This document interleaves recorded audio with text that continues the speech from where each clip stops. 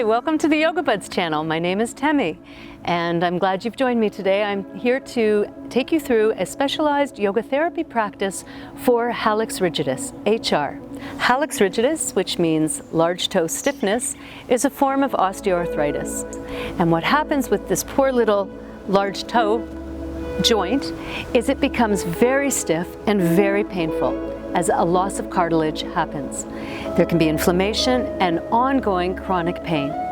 So we want to do everything that we can do to avoid surgery, to minimize and manage the chronic pain, and to improve the range of motion, the flexibility and mobility of the joint. To do that, we have to provide stability to the joint itself. So I have chosen a few poses in a specialized sequence, which I'd like to share with you today, and I encourage you to practice it as often as you can. It really can make a difference.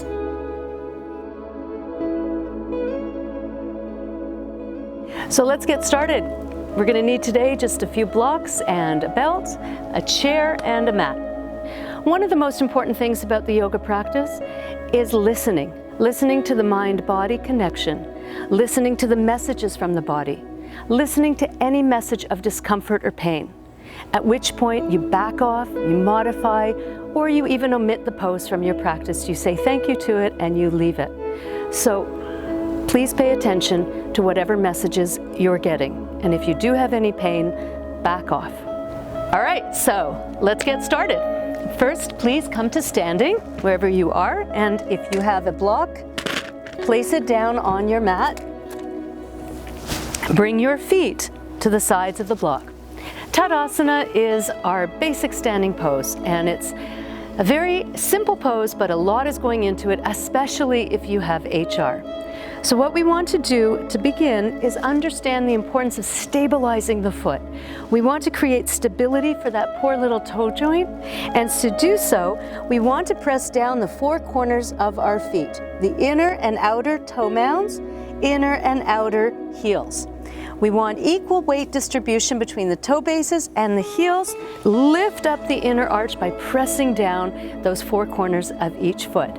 And then as you extend the skin, the tissues forward of the foot, you're also extending the calf muscle, which in turn is helping the toe. Okay? Tada means mountain. Everyone has a normal posture. We stand with our hip thrown out, our arms crossed, or however we do it. And that's our signature.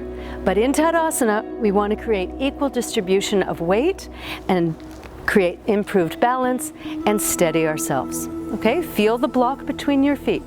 Inhale, lift your arms up, reach up. This is Ardha Hastasana. Spin your small fingers in, lift the sides of your trunk, and even though you're reaching up and your gaze is outward, consciousness is downward to the soles of your feet. Wake up those intrinsic foot muscles to help support the lift in that arch, which in turn helps support your joint. Exhale, arms down, namaste. Okay, remove your block. You can place two blocks on their highest elevation. The next pose is Ardha Uttanasana, which is a forward bend and a stretch for the spine, for the trunk. Okay, legs are active, thighs are engaged, and remembering the feeling of the block between your feet now, press those four corners of the feet down. And when we do that, we engage this metatarsal and we create a lift in the arch. It's very important to stretch and strengthen this muscle to provide stability to the joint that has been injured. Maintaining that sense of grounding, hands on your waist, remembering the lift of the thighs from the block. Inhale, exhale, and come forward. Reach for the chair. You can reach a chair top, you can even reach a wall. And stretch the sides of your trunk. Extend your trunk and lead with your sternum bone. Wrap your shoulders around. And though you're here, you can also bring your hands to the block. You're really down in your feet. So spread your toes, lift that arch, ground your heel, engage your thigh muscles, create a concave action in the back, and stretch. Then from here, we're going to come to Uttanasana. Walk your hands back, release your head down. But again, depending on your hamstring flexibility or any back issues you may have, don't go all the way if it means slinging your legs back or causing any stress in your back. It's really, really important to listen to our body. Yoga is a practice about listening. Okay, so again, for Uttanasana, if you can't reach the floor with your hands, always use whatever prop you need to in order to sustain the lift in the legs and the work in the feet. Then bend your knees slightly, hands to your hips. Inhale, come up and back into Tadasana. The next pose that we're going to do follows Uttanasana really nicely. It's called Padmasana. So lining your feet up just a couple of inches apart from each other. Again, feeling that rooted down action. Very important to ground through your feet. Spread your toes as much as you can and lift the arch up. We want to stretch and strengthen this longitudinal medial arch and thus support the toe joint. Also, we want the toes aligned, remembering the four corners of each foot.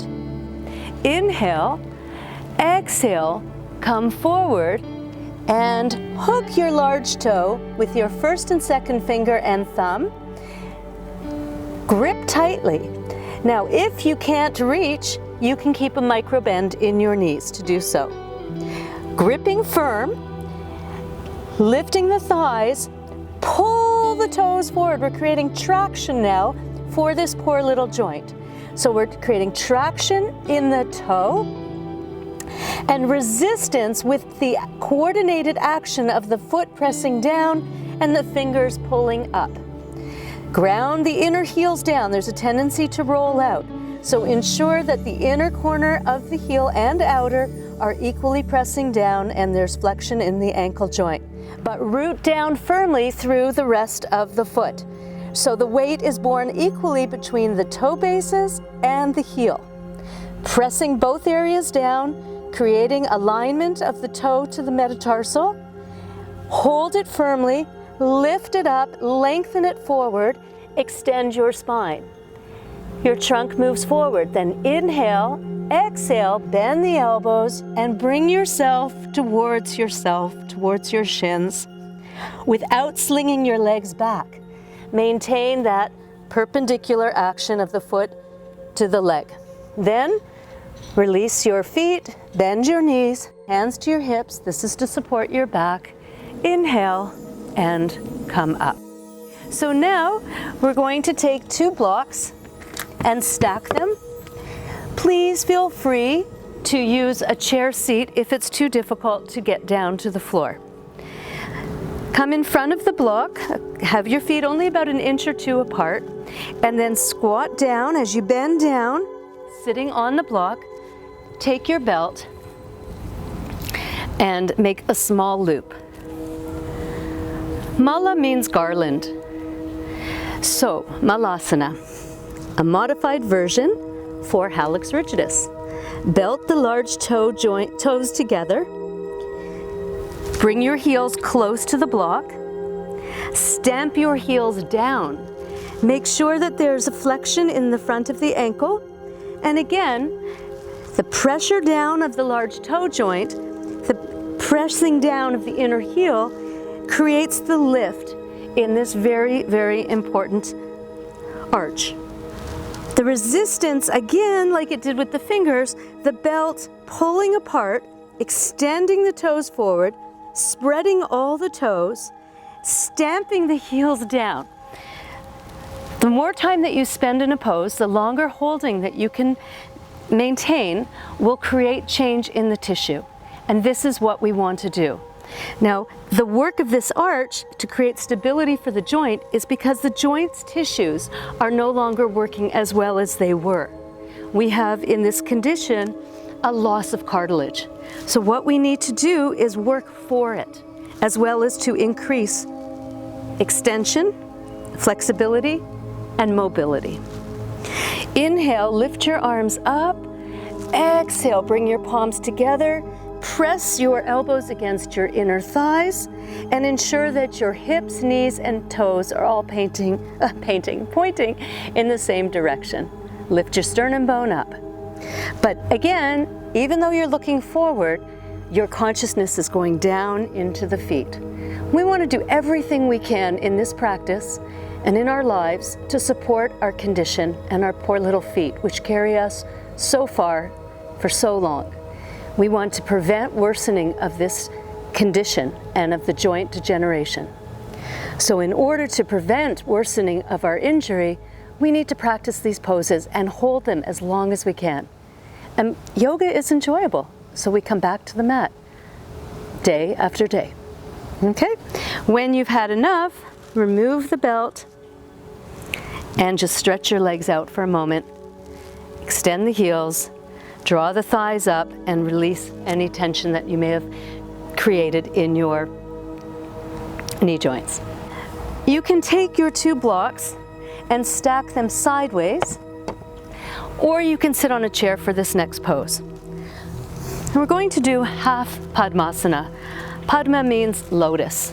Extending your legs, bend one leg and bring the foot high up towards the root of the thigh. The heel is close to the navel.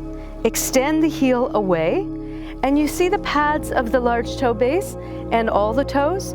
You want to thread your fingers through those toes and pull the toes away. So again, the holding is where the change happens. The thigh externally rotates and you sit tall. The other leg is also active. The foot has not gone to sleep. It's continuing to do the work. Okay? Half Padmasana on one side, and then you can release the leg, fold the other leg, bring the heel up high to the root of the thigh. Heel is close to the navel. Externally rotate the thigh. Try not to let the knee go out to the side, but bring it towards the other leg. Externally rolling down, rotating the inner knee ligament as well. Then, with the opposite hand, you can thread again, webbing for the toes, or with the same hand side, whatever's easier for you. Pull down the toes. Now you can also provide some support to that joint as you pull the toes away from the sole of the foot. Sit tall, and this is half Padmasana of sorts. Okay, and then release and stretch your legs out. The next pose is called Supta Padang. Take your belt and make a large loop.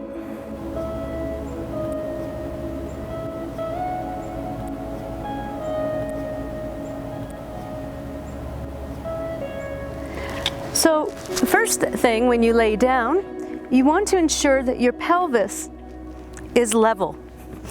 So bend your legs, lift your buttocks, and when you come down evenly so the pubic bone remains in the center. Stretch your left leg out, and then bend your right knee into your chest. Place the belt around the toe bases. Straighten your leg and slide your hands inside to grip the belt. Now, if you feel that this is impossible to bring the leg so high, that's fine. Bring it to whatever height you can to sustain an even pelvis and a full stretch through the leg. Ensure that your shoulders and your neck and your jaw are relaxed. And then press up against the belt. So this coordinated action of stretching into the belt and pulling the belt down is similar to Padmasana when we were standing and we hooked these fingers around the toes.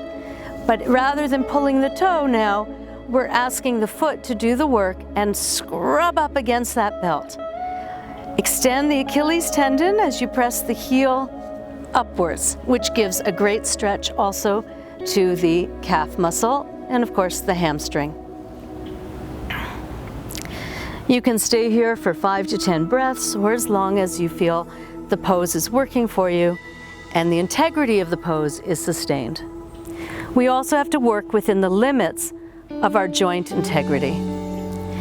So now lift the buttocks, realign the pelvis, stretch the right leg out, same action on the left foot.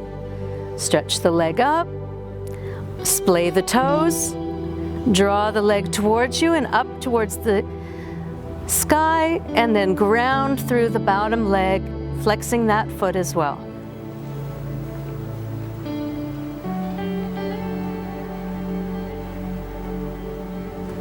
And then release and stretch your legs out. The next pose is Bandha Sarvangasana. You're going to place the belt around the ankles, wrap your fingers again and hands inside the loop, tuck your shoulders under, and then stamp your feet down, remembering from the very beginning in Tadasana what it was like to spread your feet into the ground and against the block. Stamp your feet, inhale, lift your buttocks up, tuck your shoulders under. Keep walking your hands down the belt and lift up. This is an inversion. The heart is above the brain. Master of the brain. Close your eyes, look into your heart center, but maintain the awareness again in your feet.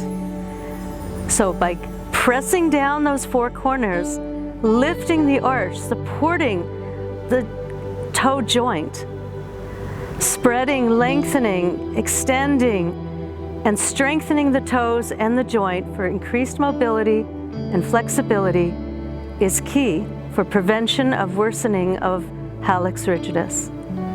Then remove the belt and slowly come down, vertebra by vertebra, rib by rib, moving the head of the buttocks towards the heels.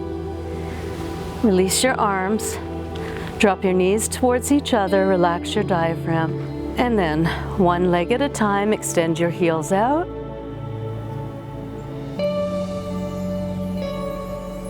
Release your feet, release your arms, and prepare for Shavasana. Shower your brain down into your body. Let the skin all over be soft and quiet. Feel the weight of the muscles dropping heavily down and the bones becoming heavy. This is a time for you. Yoga practice is a time of self-care, and when we work with the condition, whatever it may be, it's a time for self-compassion, acceptance, and ahimsa, practicing non-violence and non-harming. Yoga is the practice of listening. And now, let go.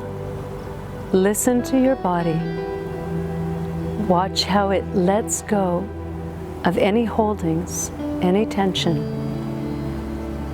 Follow your breath. Slow, soft inhalations and long, smooth exhalations.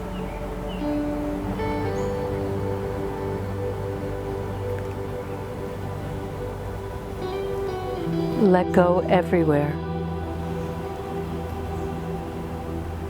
Receive your Shavasana. Just as you receive the benefits from the practice, let Shavasana percolate as it assimilates into your being. Let go. Be quiet, be still. Access that inner point of stillness within your heart and let everything go. Let Shavasana find you. And slowly wiggle your fingers, wiggle your toes. Bend your knees into your chest, hug yourself, love yourself.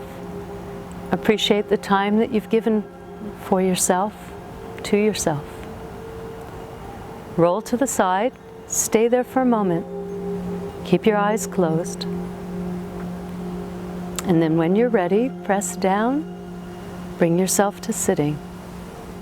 Thank you for joining me today. I hope that you'll have the opportunity or create the opportunity to practice this specific yoga therapy sequence for the prevention of worsening of your hallux rigidus. Our personal goals are to remain active, to sustain an active lifestyle, and to enjoy our life in spite of our condition. Yoga helps us to develop a different relationship with our arthritis. For arthritis affects more than just the joint. It affects the whole person. And yoga is a practice that's for the whole person, mind, body, and spirit. Thank you for joining me today. I wish you well. Namaste.